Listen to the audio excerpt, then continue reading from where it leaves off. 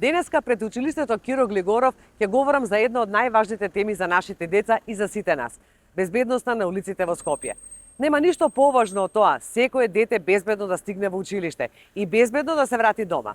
За жал, секојдневно сме сведоци на ризични ситуации, пребрзо возење, небезбедни пешачки премини, недостиг на соодветно осветлување и инфраструктура.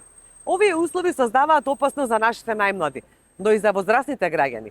Скопје мора да стане град во кој улиците се безбедни за сите, особено околу училиштата.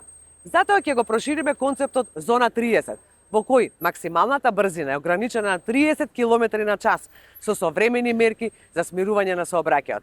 Ќе направиме подигнати пешачки премини и вибрациони ленти, нови и пошироки тротоари, подобро и посилно осветлување на улиците, заштитни пешачки огради, мини кружни текови и стеснување на коловозот за намалување на брзината. И што е најважно, јасно означени зони пред училиштата со големо школо на коловозот. Ќе воведеме зона школа и безбедни рути за движење на деца до секој училиште во Скопје. Тоа ќе значи дека секој ученик ќе има своја безбедна патека, со обележани премини, велосипедски патики и заштита од возилата. Ова нема да остане само на хартија. Веќе имаме план за клучните улици каде ќе започнеме со реализација. Орце Николов, Варшавска, Владимир Комаров и Ѓорги Димитров.